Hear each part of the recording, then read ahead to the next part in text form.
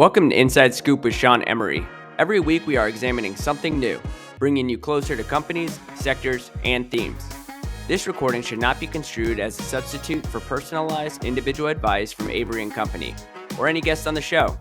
This is for educational purposes only and not intended to make an offer or solicitation for any companies or securities mentioned.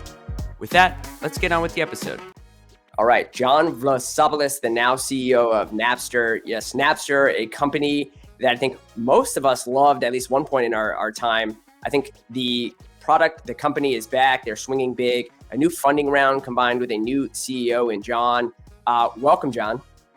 Hi, Sean. Good to be here. Yeah, no, appreciate you coming on. So obviously you were the global head of music at Roblox. I think that says a little bit about the direction of where Napster is headed. First, let's start with you. Give us a little background about yourself, what led you to Napster and kind of what are the cool stuff that's going on there now? Yeah, so the t-shirt that I wanted to change into just for you, Sean, and the viewers. So this is actually OG original from original Napster 20 plus years ago. So I used to work at Bertelsmann and in our corporate group. So have a bookend experience with Napster at the beginning of my career. We lent them $50 million back then. And then I worked on a small team looking to legitimize Napster. We had $1 billion offer to the music industry. And we were buying a bunch of companies to kind of package in an Napster 2.0. We didn't quite get across the finishing line back then, which is a story for a separate podcast. However, the original Napster and what we did and what we were going to launch that no one ever saw always stuck in the back of my mind. Then I went off into telco and was in television and was an investor and entrepreneur, ended up at Roblox, going back into music. So I think coming out of Roblox, I'd gone and delivered a new experience to the music industry in the metaverse. And it felt like there was an unfinished chapter from the old experience that we saw of community and streaming, and then the kind of live side that we were bringing to life at Roblox with virtual concerts. So when given an opportunity, and I was sort of commenting when I was at Roblox that things could be done better. So when presented with an opportunity to take the helm to try and do it better, it was something that I wanted to take up. And I think additionally, the investor group is very strong. So went very deep on the diligence, meeting all the investors. We're backed by Algorand, HiveMind, Arrington, G20, etc. So people with great and deep expertise in Web3, DeFi, TradFi, etc. The Napster brand, back in the day, we reached 80 million people. So it was a very strong, iconic music brand. I've been around the world and back in the last 30 days wearing this t-shirt. I get a lot of whoops and things. And then I think the general thesis is to have success in this new emerging market of whatever you want to call it, Web3. I think having something that is a little bit more hybrid felt like a smart approach. So we obviously have an existing close to 9-figure trailing business and subscribers, but then we're looking to bring in some of these new features within the core product. So it felt like a nice balance of brand, kind of new investor injection, my experience, and then the kind of core team and user base. Got it. So you've been on the job how long now? So I think I've been joking. I've outlasted Liz Truss, which seems to be a new benchmark for leadership reigns. So a month and a half or so. Officially, we did it a month ago in Singapore. Okay, cool. And then, Roblox, Napster, I think, digging into maybe like what are some of the hardest things that you've been approached with thus far? What's the real challenge here that I think one at Roblox, I think you were solving and the company there was solving as well, still to this day, and at Napster, like the main problems that you're solving, how you're kind of going after it. If you could just give us a little bit of inside scoop on that. Yeah, so I went into Roblox, a company primarily of engineers and, a few kind of gaming people, but not really many entertainment people or media or advertising people. So I think the opportunity in the beginning, we had, I think unlike Web3, I think Web3 is a little further along. There's more tailwinds. At the beginning of the metaverse experience, it was all net new. So we really went from 0 to 2. So in the beginning, it was convincing all stakeholders, both internal, where if you're running a platform with tens of millions of people coming to it every day, and there's something that might spike traffic, like a concert event, maybe you're not massively excited to do that if you're looking after the technical team. So we had to work with internal stakeholders to make sure they were comfortable, and we had mitigated strategies for even doing something like the fact that we started with the Little Nas X concert. We had to work with the music industry because it was pretty much net new. What do the deals look like? Convince artists for Little Nas X in the beginning.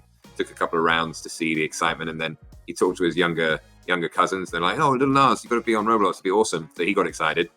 And then we had to find a group to produce it because there wasn't like a big market for people who produced these virtual events. It was, it was a previous era.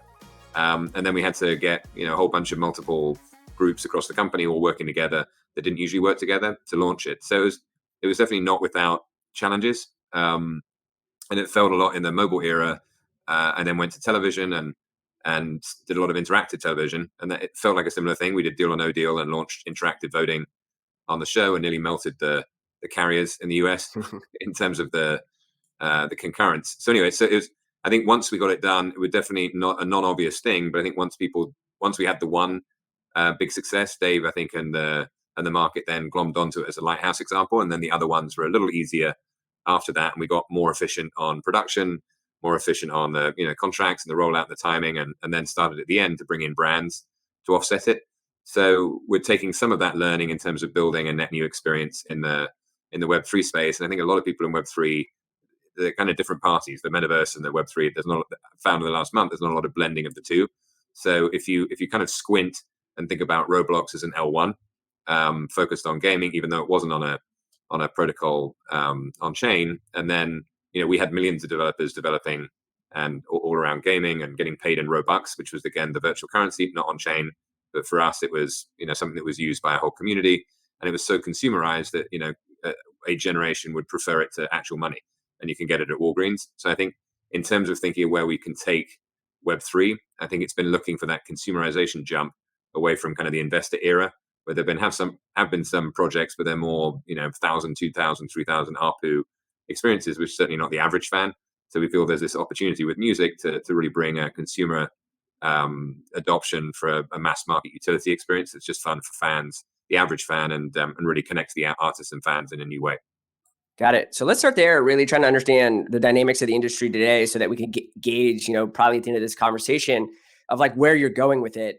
Talk about how the industry dynamics work today in terms of, whether it's royalties or contracts, things like that can give us a sense of, what's going to be potentially changing and what in theory is changing on whether it's the margin or income in total. Yeah, so one way to think about it is for the last 40 years, we've been in a format evolution era. So I started in the music business in the 90s. It was the end of the analog era. So from the 80s to 2000 was the rise of physical formats, ending with CDs. And then the Napster, our original Napster, let the genie out of the bottle for digital. And then actually Napster is built on Rhapsody afterwards. So Rhapsody was actually the first streaming service in 2001, prior to Spotify, and others coming much later.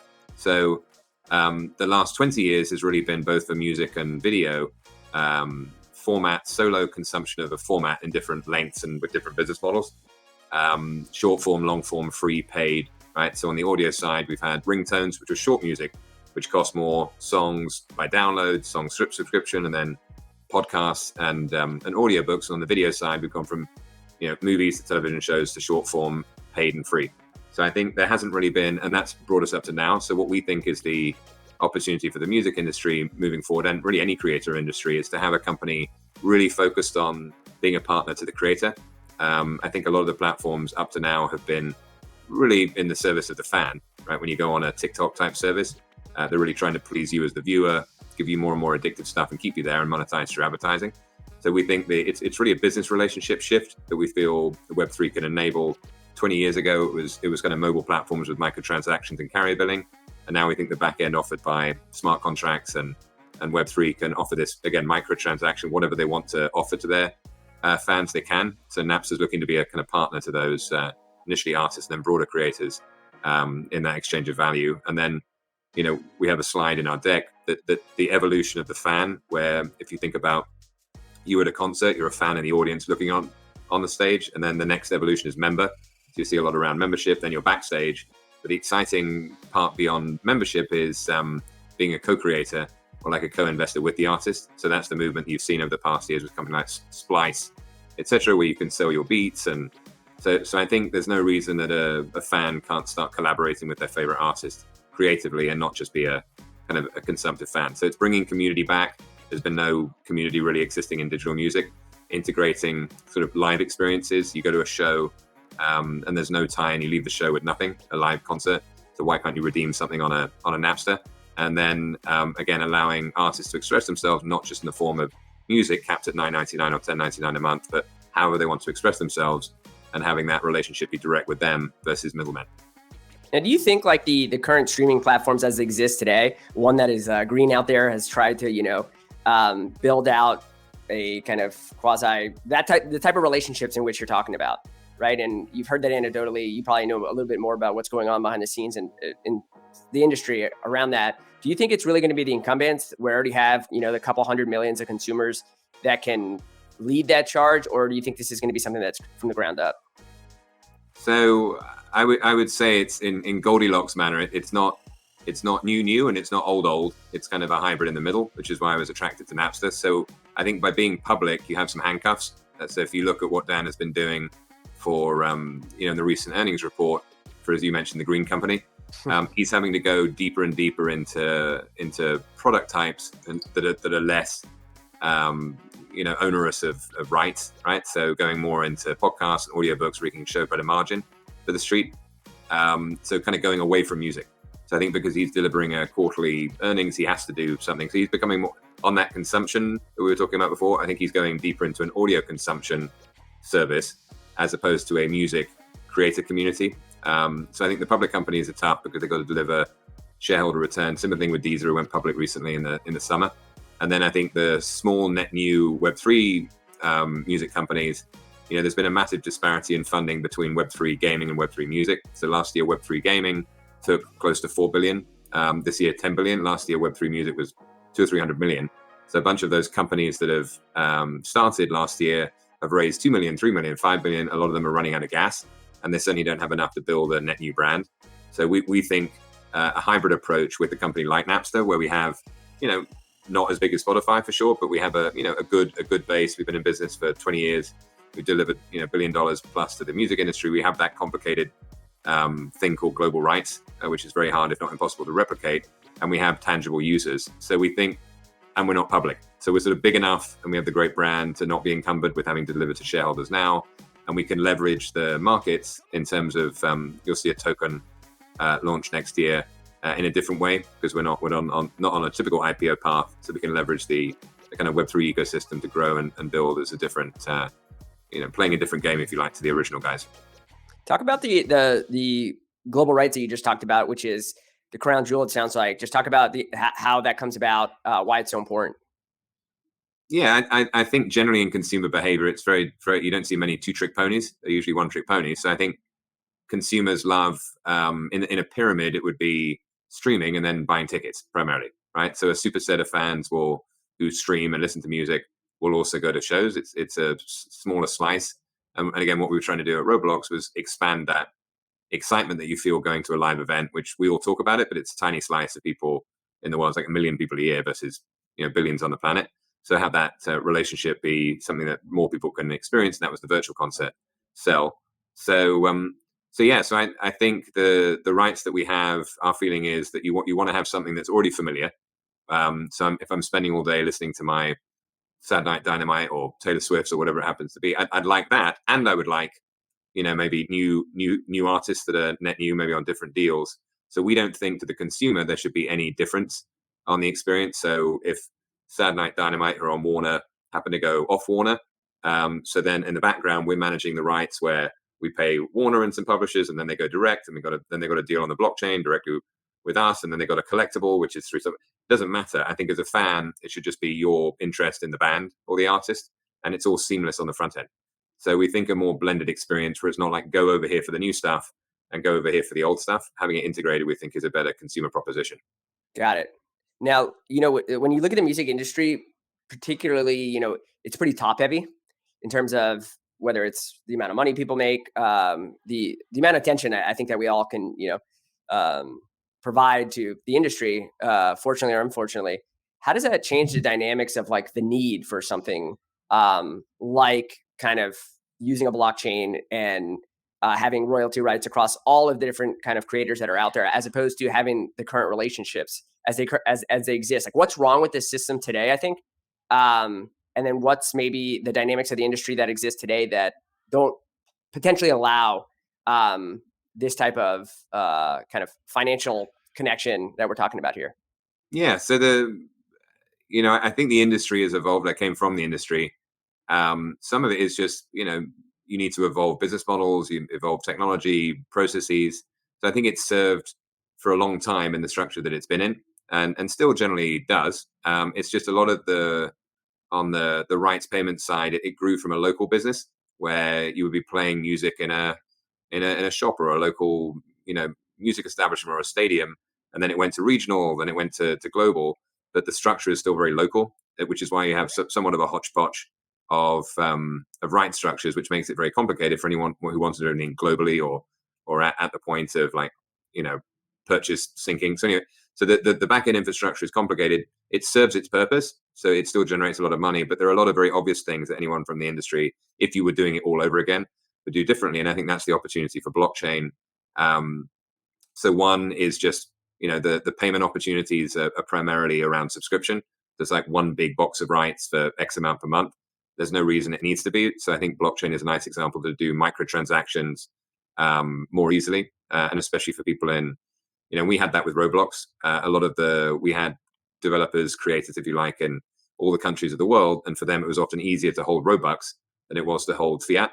So that was sort of a precursor of how, if you imagine the music ecosystem, if you're holding the Napster token, you may not even, cash it out, and then you can pay other people, and it becomes a floated currency within or to use within the ecosystem. So I think hopefully, again, it doesn't need to be a hard break of here is the old way platforms and here are the new way platforms. But I think the art of the back end, it's very complicated now, what we do of paying all the different people we pay and accounting for it. So I think that knowledge and expertise being applied to a kind of blended system, we think is a nice way to attack it. And it should allow artists in the future, if they have a bunch of fans that they've had on a social media platform, they can then kind of bring those fans to a platform like Napster, but connect directly and have that direct relationship. So they're not kind of held hostage by other intermediaries, and then they can again monetize whatever they want to do in a bunch of different ways. So again, it's the technology allowing this business relationship shift,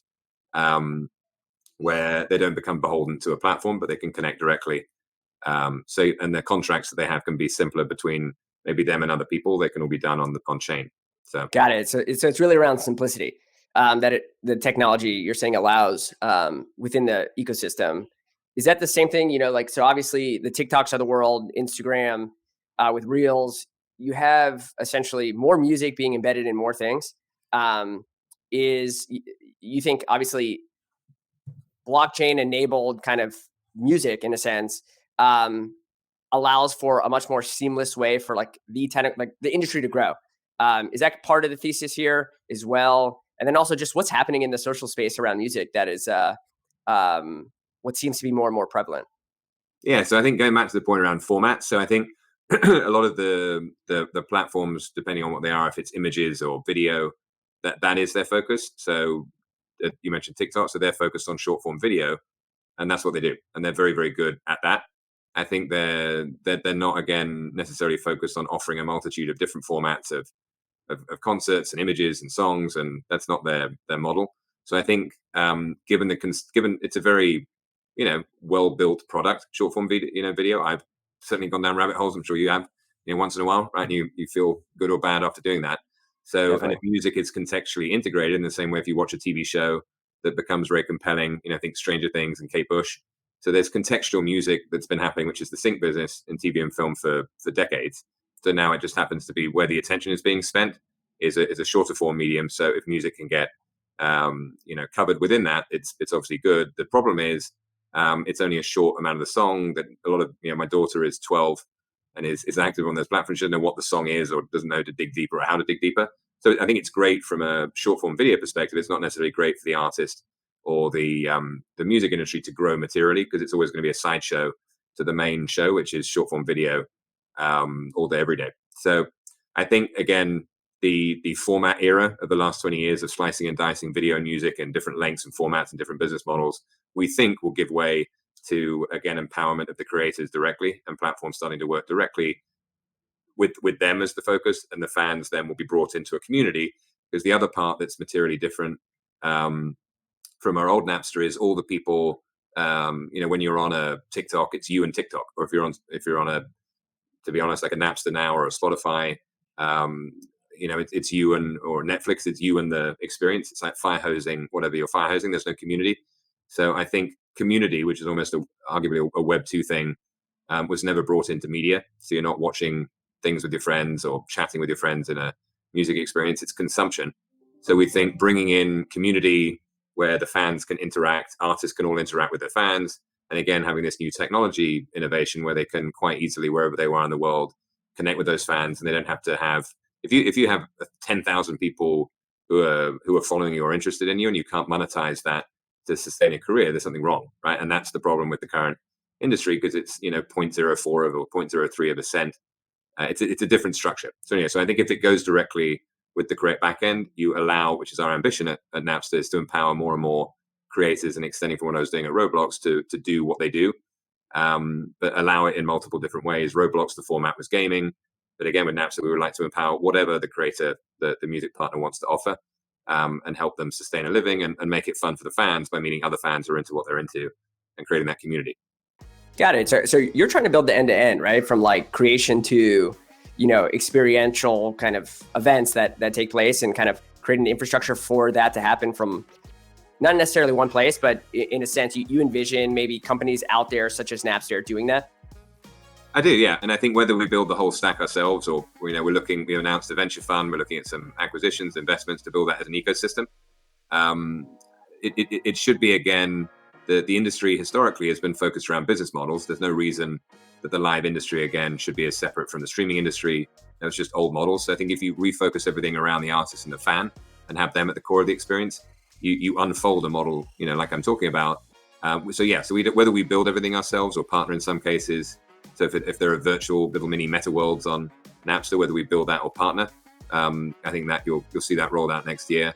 But from an artist perspective, there should be not only the tools, but we think also the community, and we should be a partner to them in it, not kind of the gatekeeper. So philosophically, that's what we are looking to do. Got it. Cool.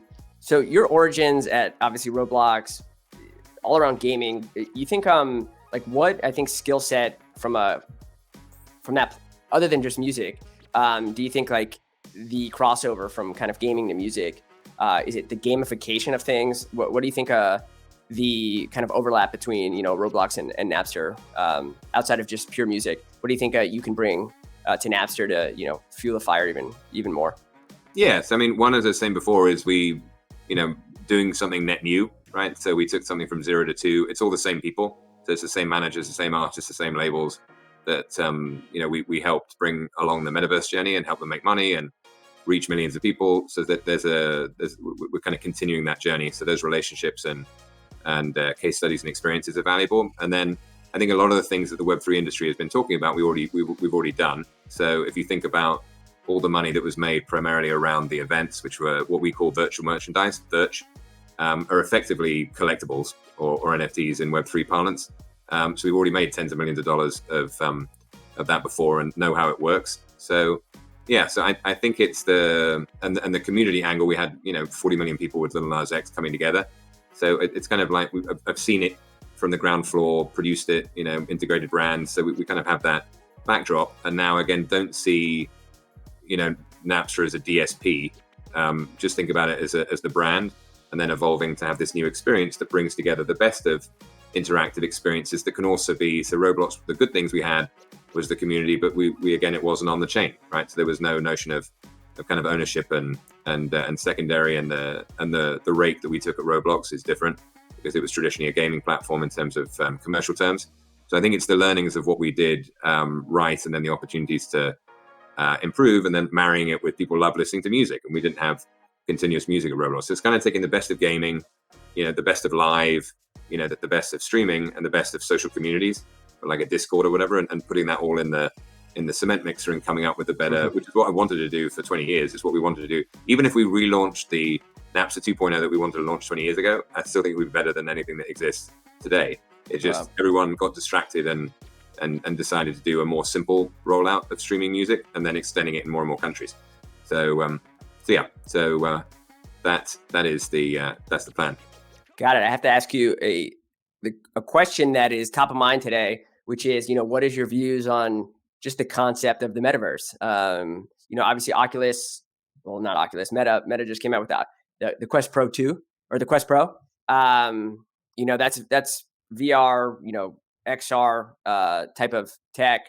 Roblox kind of isn't in that space, but obviously, in terms of trying to build community, existed in that light. But I'm sure you have a view of, the metaverse more broadly in terms of an ecosystem of what you kind of think about in terms of, like, some call it the spatial web, some call it other things, some all the different definitions kind of you won't find a single definition, I think, is the best way to frame it. I think for us, we actually have a metaverse series going on, which is really around, what are the use cases and what problems are we truly trying to solve? And that's ultimately what's going to define the success of whatever you want to call it. Just wanted to get your perspective on it, given that obviously music, Roblox, blockchain, a lot of these things feed into the viewpoints of that. I have many thoughts on that, Sean. I will try and give the TLDR. I mean, I'm on the board of some of the biggest, like, metaverse building companies. A great company, Dubbit, out of the UK, sort of leading international one. There's TerraZero, who's doing a lot of the decentralized building in the metaverse. Vatom is a great platform. So yes, I'm fairly deep, and post Roblox, before Napster, I was doing a bunch of advisory work on public and private companies. So the short TLDR is, I think 3D internet is probably the shorthand. And I don't think it will be driven necessarily by gaming. So I think gaming has been a little bit of an albatross in terms of forcing IP holders and brands, etc., to build a game. And I think there's a nuance between a game, and like we're talking about, natural gamifying experiences or interactive experiences, and there's the notion of permanency versus ephemeral.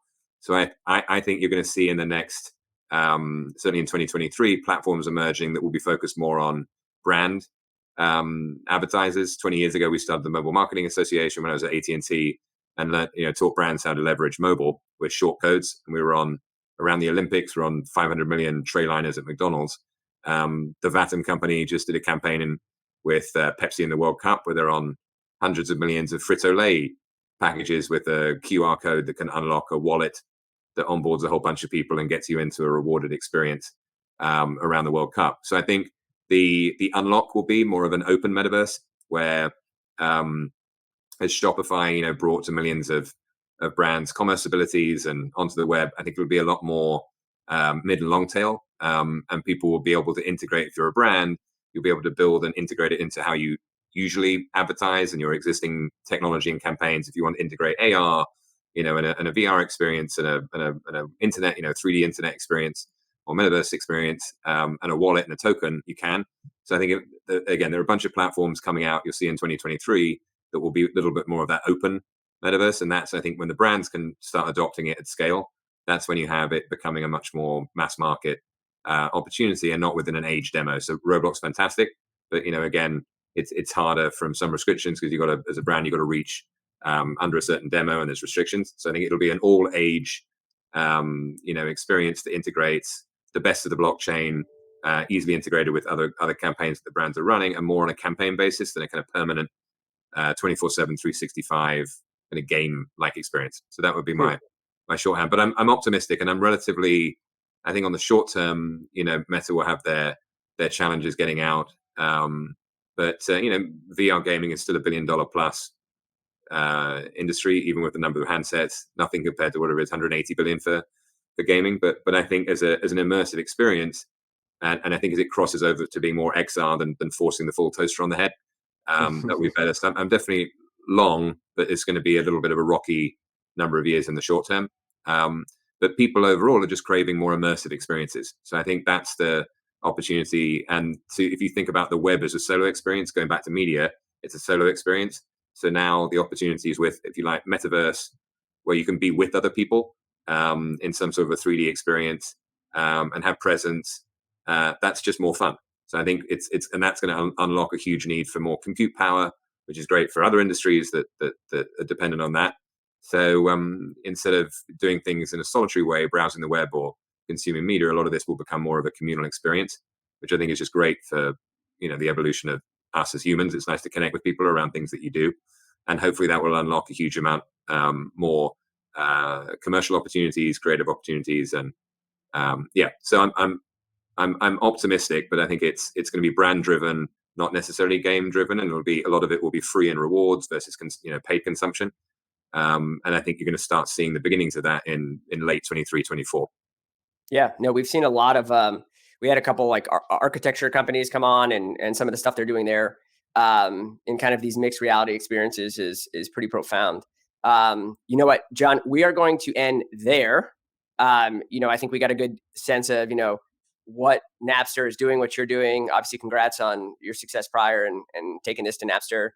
It sounds like obviously a fascinating opportunity and what you guys are doing. I appreciate you coming on. If anyone wanted to learn, I guess, more about you, I know you're on LinkedIn and things like that. Where can they find you? What should they be looking out for at Napster over the coming, let's say, 6, 12, 18 months? So I love your all-encompassing. It could be another 10 minutes, but I think briefly, the cat who's here, so over here. So expect to see that the cat is coming back. So we'll be rolling out a collectible with some artist partnerships and brand partnerships around our cat as a drop. So and then I think leading into next year there'll be the token. You'll see a materially different Napster around the ideas that I was talking about before coming to market. And overall we're looking to elevate. We'll be looking to raise a much larger round next year as well. So some more acquisitions. But we're excited, I think, for the prospect of Web3 music catching up, at least in funding to gaming, and starting to have these proof points. We like what Socios is doing in sports. I think they've been doing a great job. They're $1 billion plus, I think their token at the moment. So, and generating tangible revenue. So I think the hope is you'll start to see from a consumer side experiences that are more fun, more engaging, materially different to what you see elsewhere.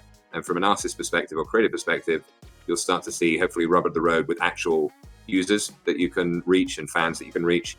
So we can all start talking less about things that are coming around the corner, but just talking about quarterly revenue and returns, and just thinking about it as a proper business.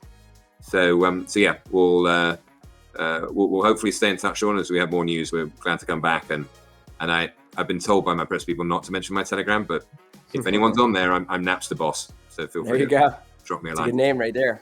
Yeah. Cool, John, appreciate you coming on, and yeah, we'll catch up in the future. Thanks, Sean. Take care.